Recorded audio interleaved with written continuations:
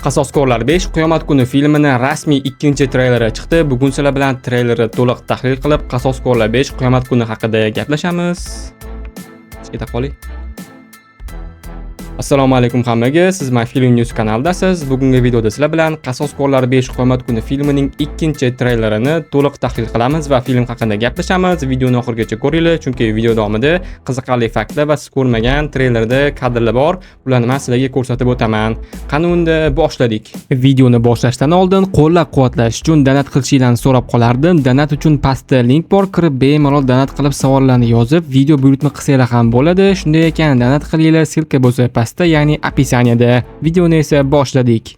Bu ikkinchi treyler ko'proq Doomga bag'ishlangan bo'ldi. Uni ko'proq ko'rdik, kuchlarini, qobiliyatlarini va treylerda juda ham tez bo'lgan, lekin siz ko'rmagan joylar ko'p. Bugun esa shu joylarni bilib olasizlar. Treyler Doom taxtida o'tirishdan boshlanadi. Bu joy meni taxminimcha Loki serialidagi Kang, He Who Remains o'tiradigan joy. Uni esa Loki serialining birinchi sezonida ko'rsatishgan. Doom Lokini yo'q qilib kuchini olgan, multi olamda tartibsizlik boshlab, mana o'tiribdi bemalol. Treyler orqa fonida esa Sue Storm gapiryapti. Doom qarochi o'sha yaxshi insonligi, har doim eng zo'r va eng aqlli bo'lgani, mehribon bo'lganini aytayapti yig'lab. Uni esa X odamlar, momaqaldiroqlar va kandaliklar hamma eshitib turibdi. Chunki odam bunaqa ishlar qilishi uchun qanaqa sabab yoki kuch bo'lishi kerakligi hammaga qiziq. Sue Storm u haqida gapirib bo'lgandan keyin bizga mana bu kadr ko'rsatiladi.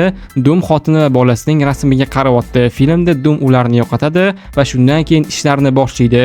Yo'qotishi halokatini esa filmda ko'rsatishadi. Sue aytishi bo'yicha u sevgan va yaxshi ko'rgan narsalarni undan olib qo'yishgan ekan. Shunaqa degandan keyin bu ko'rsatildi. Keyin Sue Storm aytdiki, Doom hamma narsasidan ayrilganini Sue Storm bilgan ekan, lekin buni anglab yetmasdan e'tibor bermagan ekan. Sue aytishi bo'yicha va Sue oxirida u singan dedi. Shundan keyin kadr birdaniga New York vayron bo'lib yotgan joyga o'tdi.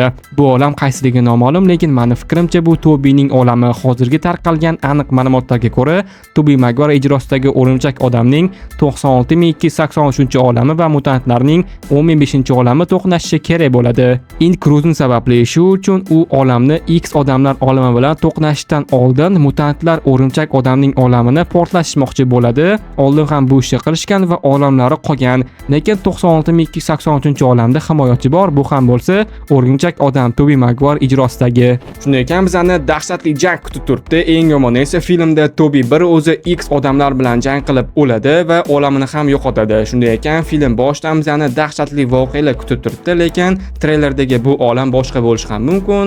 Meni taxminimcha bu 96283 olam, ya'ni Tobeyni o'limchak odam olami. Sizlarning fikringiz boshqacha bo'lsa, kommentariyada yozib qoldiringlar. Bu vayron bo'lib yotgan olamda Doom va Jona Fantastik ham bo'lar ekan. Fantastik bu sani ishingmi deb baqirib so'radi. Doom esa siz o'g'irlagan, ya'ni o'lgan odamlar evaziga yashadingiz va yashayapsiz dedi. Keyin bularni qaytarishingiz shart deb gapini tugatdi. Doktor Doom bu gaplarni aytayotganda esa Scott Lang va qizi, Thor va qizi Sevgi, Johnny Storm va Franklin Richards, Magneto, Xavier, Steve va o'g'li Loki, yangi qora pantera Shuri, yangi lochin, arvoh va siklop personajlari ko'rsatildi. Endi ekranga yaqinroq oling, siz sezmagan narsani ko'rsataman. Mana bu kadrda Doom shunchaki kemadan usib chiqyapti, lekin yaxshilab qarasanglar, bu yerda Mjolnirni ko'rasizlar. Mana u Doom Mjolnirdan zarba yeb, uni uloqtirib yorib, keyin yerga yiqilmasdan muvozanat bilan tushadi. Demak, kemada Steve Rogers bo'ladi. Oldingi treylerda Thor uni haqiqiyligini Mjolnirni ko'tartirib sinab ko'rganda, demak, bu zarba unga tegishli. Lekin keyin Thor keladi. Eng qotib qolgan joyim shu bo'ldi. Thor Doomga hali menni o'ldirishimni yo'lvorib do'zaxda so'raysan dedi. Yana uncha tushunmadim. Keyin unga zarba berdi. Juda kuchli. Bu darra esa Doom attiga ikkita barmog'ida to'xtatdi va boltasini prosta uchirib yubordi.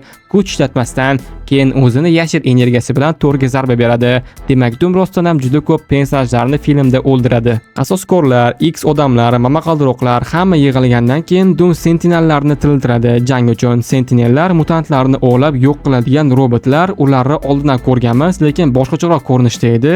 O'zi komikslarda sentinellar qo'riqchilari ko'rinishi shu treylerdagi bo'lgan. X odamlar o'tgan kelajak filmida esa ularni o'zgartirib tashlashgan. Bu olamda sentinellar bor ekan, demak Doom turgan joy mutantlarning 15-olami ekan. Sentinellarni kuchsiz deb o'ylamaylar, vaqtida ular mutantlar davrini tugatib olishgan. Doom esa ularni jangga qo'ydi. Ularni tiriltirgan ekan, demak rostdan ham u Darkhold kitobini o'qib, kuchli sehrlarni o'rgangan. Oxirida esa men Doomman deydi va treyler tugaydi. Bilasizlar, men filmnews.uz nomasiz Instagram kanal ochganman, shu uchun obuna bo'lib qo'yinglar. Har kuni videolar chiqadi. Ba'zida bir kunda 2-3 ta qiziqarli videolar ham qo'yaman. Zerikib qolmaysizlar. Kanal silkasi описаниеda, nomi esa myfilmnews.uz va davom etamiz. Xullas, treyler juda ham dahshat bo'ldi. Bu treylerdan film masshtabi juda ham katta bo'lishini bilsak bo'ladi.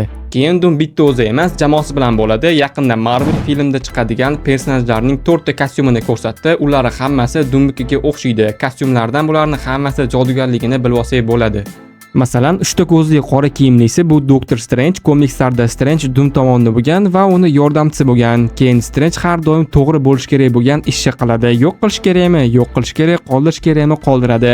Bu xarakterini o'rgimchak odam 3 yo'lga yo'qda ko'rganmiz. Kostyumida 3 ta ko'z borligi esa buni isbotlaydi. Doctor Strange 2 filmining oxirida u 3 ta ko'zga ega bo'lgan edi va filmning titrlaridan keyingi sahnasida bizga Clea'ni ham ko'rsatishgan. Clea ham Doom jamoasida bo'ladi. Uni kiyimi esa siyoh rang. Shunga moslab chiqarishgan. Yashil kiyimli esa Loki serialidagi Silva. U ham jodugar va yashil afson ishlatadi. To'q sariq jigana rangli kostyumdagi kimligini topish qiyin. Jodugarlardan Agatha yoki Wanda bo'lishi mumkin. Siz nima deb o'ylaysiz? Bu kim? Kommentariyada o'z fikringizni yozib qoldiring. Xullas, filmda bizga ko'rsatiladigan bu Doktor Doom versiyasi Darkholdni o'qigan, Beyonderlar kuchini olgan va God Emperor Doomga aylangan holati bo'ladi. Komikslarda Thor Doom bilan ko'p jang qilgan va hammasida yutgan. Bittasida ham Doom Thorni yenga olmagan. Shunaqa ekan, Doom Thordan kuchli deyishni to'xtatinglar. Filmdagi Doom yengishi mumkin, lekin Thor o'zining force va o'zini to'liq kuchi bilan Doomni yenga oladi.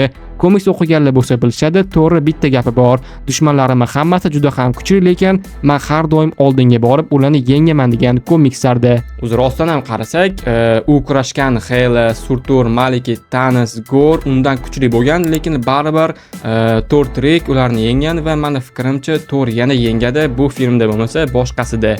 Chunki muxlislar va insiderlar aytishi bo'yicha filmda Doomdan tashqari hamma bizni bilgan qahramonlar o'larkan. Xullas, hali yana ancha ma'lumotlar chiqadi. Treylerda Doom do'zax menga quloq soladi dedi. Bu do'zax hukmdori Mephisto yuziga belgi bo'lishi mumkin. Mephisto komikslarda top 10 yuzlar qatoriga kiradi. U juda ham kuchli.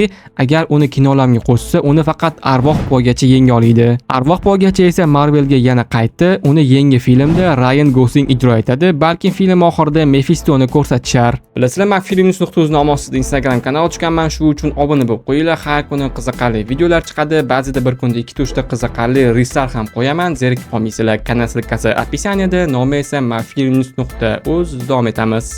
Xullas, hozircha payqagan narsam shu bo'ldi va filmdan yangiliklar, shu Doomning jamoasi, Tobining o'rimchak odami va X odamlar jangi, shular yana videoda Thor va Doom jangi haqida to'liq ma'lumotlarni berdim. Komikslarda ham yana yaqinda Doom va Thor haqida video chiqaraman. Unda bu ikkala personajni har xil versiyalarda battlini qilamiz. Komikslardagi janglar haqida gaplashamiz. Treylerni tahlillaysa yoqgan bo'lsa, kommentda o'z fikringizni yozib qoldiring, chunki bu men uchun juda ham qiziq. Kanalda hali Qasoskorlar 5 qiyomat kuni haqida ko'p videolar chiqadi. Ularni o'tkaza olmaslik uchun esa kanalimizdan uzoqlashmang. Qanaqadir kino kompaniyalardan yoki o'zimga reklama yo'qligi uchun har doimgidek o'zimni necha yil dizayner masalaga tavsiya qilaman, ya'ni Aventic dizayneri. Adashmasam, optlar uchun oshiq professional dizaynerlar ham hech kam turda qilinadi va juda sifatli. O'z vaqtida narx ham yaxshi, uncha qimmat emas. Lichka va portfolio kanallarini opisiyanida qoldiraman. Bemalol o'tib zakaz bersanglar bo'ladi. Bugungi videoda sizlar bilan Qasoskorlar 5 qiyomat kuni filmining ikkinchi treyleri haqida gaplashdik va to'liq tahlil qildik. Video haqida va film haqida savollar bo'lsa, kommentariy ochiq, bemalol savollarni beraversanglar bo'ladi. Oxirgacha ko'rganlar uchun rahmat. Shunaqa qiziqarli videolarni chiqaroman. Shu uchun kanalga obuna bo'lib, like bosib, shunaqa qiziqarli videolarni o'tkaza olmaslik uchun qo'ng'iroq tugmasini bosib qo'yinglar. Bosib qolgan bo'lsanglar, hozircha xayr, keyingi videolarda ko'rishguncha.